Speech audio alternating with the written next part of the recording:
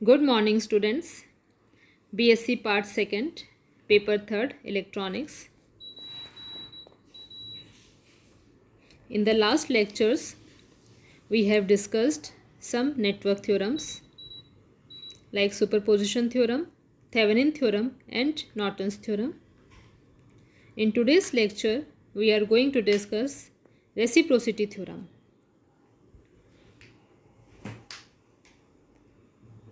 In a linear network containing bilateral linear impedances, if a source of EMF E is connected in a certain mesh of the network and it produces a current I in some other mesh, then by connecting the same source E in the other mesh, a current I will be produced in the first mesh.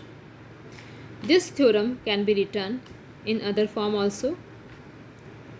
The transfer impedance between meshes 1 and 2, ZT12, will be equal to the transfer impedance ZT21 between the meshes 2 and 1, where the voltage E1 in mesh 1 produces a current I2 in mesh 2 and the voltage E2 in mesh 2 produces a current I1 in mesh 1. Reciprocity theorem को पारंपरिकता theorem भी कहते हैं। पारंपरिकता प्रमेय के अनुसार किसी द्विपार्श्विक रैखिक प्रतिबाधाओं से युक्त किसी रेखीय जाल में यदि एक स्रोत जिसका EMF E है जाल के किसी एक लूप में स्थित हो तथा वह जाल के किसी दूसरे लूप में धारा I उत्पन्न करता है, तो उसी स्रोत E को दूसरे पाश में लगाने पर प्रथम पाश में धारा I ही उत्पन्न होगी। इस प्रमेय को अन्य रूप में भी लिखा जा सकता है। पाश 1 व पाश 2 के मध्य अंतरित प्रतिबाधा ZT12 पाश 2 व पाश 1 के मध्य अंतरित प्रतिबाधा ZT21 के बराबर होती है, जहाँ पाश 1 में E1 वोल्टता के कारण पाश 2 में धारा I2 है व पाश 2 में वोल्टता E2 के कारण पाश 1 में धारा I1 है।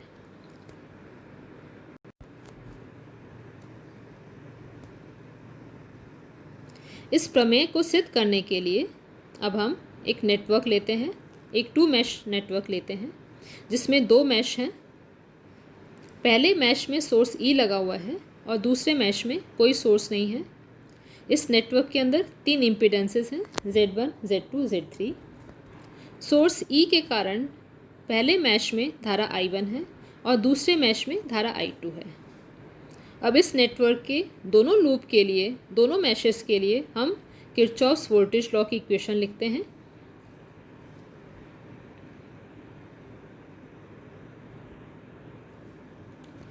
फर्स्ट लूप के लिए इक्वेशन होगी E इज इक्वल टू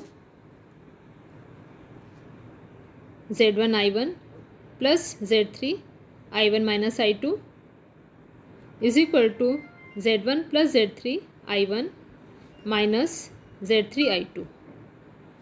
यह इक्वेशन 1 है। दूसरे लूप के लिए इक्वेशन लिखने पर 0 is equal to Z2 I2 plus Z3 I2 minus I1, this is equal to minus Z3 I1 plus Z2 plus Z3 I2। यह इक्वेशन 2 है। इक्वेशन 1 और इक्वेशन 2 को मैट्रिक्स फॉर्म में लिखने पर आता है E0 is equal to Z1 plus Z3 minus Z3 minus Z3 Z2 plus Z3 और I1 I2। यहाँ से हम I1 और I2 का मान निकाल सकते हैं। I1 को लिखा जा सकता है डेल्टा 1 बाय डेल्टा Z, जहाँ डेल्टा Z डिटर्मिनेंट Z की वैल्यू है और डेल्टा 1 निकालने के लिए हम इस मैट्रिक्स में फर्स्ट कॉलम को हटाकर उसकी जगह E0 रख देते हैं और उसका मान डेल्टा 1 आता है। इसी प्रकार I2 निकालने के लिए हम डेल्टा 2 निकालते हैं। डेल्टा 2 के लिए Z मैट्रिक्स के सेकंड कॉलम को हटाकर उसकी जगह E0 रख दिया जाता है। यहाँ से डेल्टा टू का मान आता है Z2E और डेल्टा Z का मान आता है Z1 plus Z3 Z2 plus Z3 minus Z3 square. इन दोनों को I2 के मान में रखने पर I2 आता है I2 is equal to Z3E divided by Z1 plus Z3 Z2 plus Z3 minus Z3 square which is equal to Z3E divided by Z1 Z2 plus Z2 Z3 plus Z1 Z3। यह equation 3 है।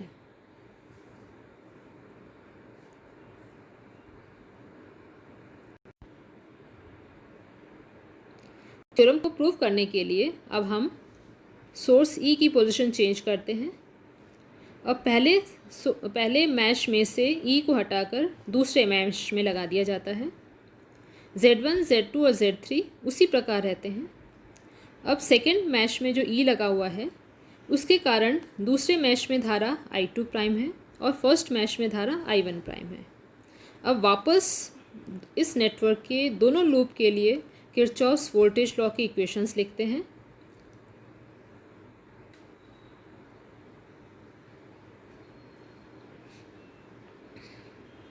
Second loop के लिए equation आती है E is equal to Z2 I2 prime plus Z3 I2 prime minus I1 prime. This is equal to Z2 plus Z3 I2 prime minus Z3 I1 prime. यह equation 4 है।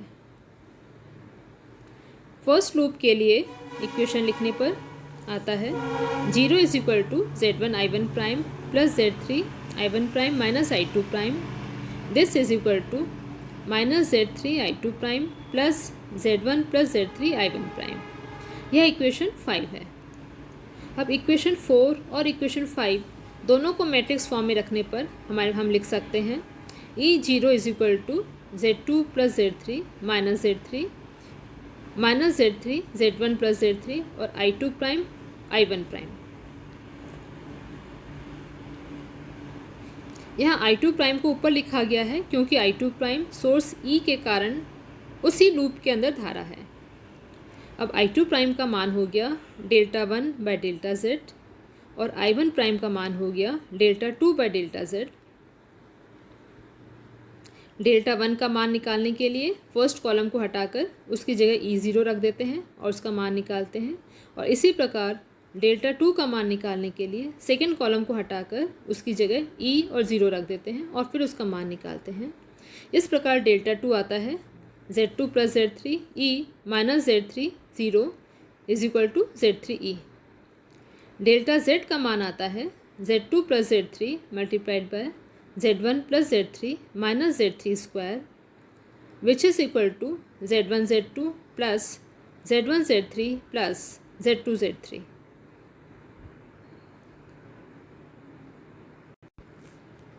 Delta 2 और delta Z का मान I1 prime के expression में रखने पर I1 prime आता है Z3E divided by Z1 Z2 plus Z1 Z3 plus Z2 Z3।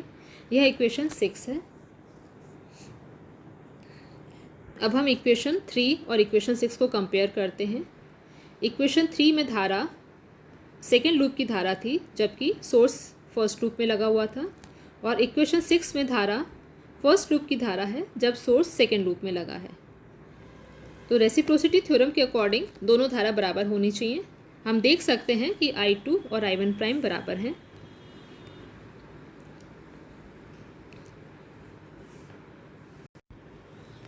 Theorem को जब दूसरे लूप में हमने लिखा था तब हमने लिखा था कि ZT12 should be equal to ZT21। ZT12 क्या था? ZT12 पाश 1 और पाश 2 के मध्य अंतरित प्रतिबाधा थी और ZT21 पाश 2 और पाश 1 के मध्य अंतरित प्रतिबाधा थी। अब हम ZT12 और ZT21 निकालेंगे। ZT12 होता है E1 बाय I2, जहाँ E1 पहले पाश में वोल्टता है, पहले पाश में वोल्टता E है,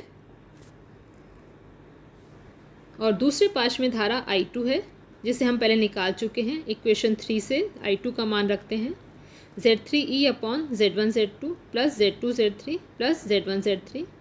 this is equal to Z1 Z2 plus Z2 Z3 plus Z1 Z3 divided by Z3। यह इक्वेशन 7 है। अब हम ZT21 का मान निकालेंगे।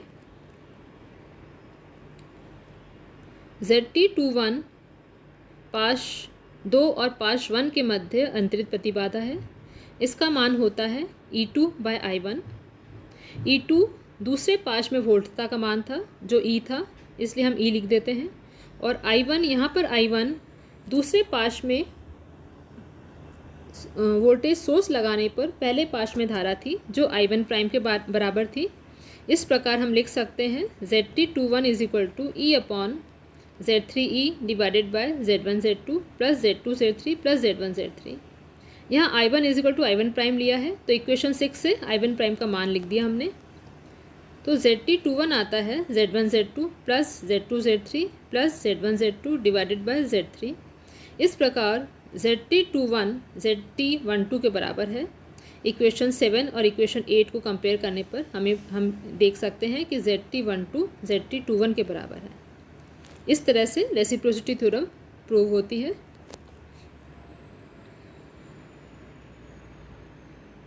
Thank you students.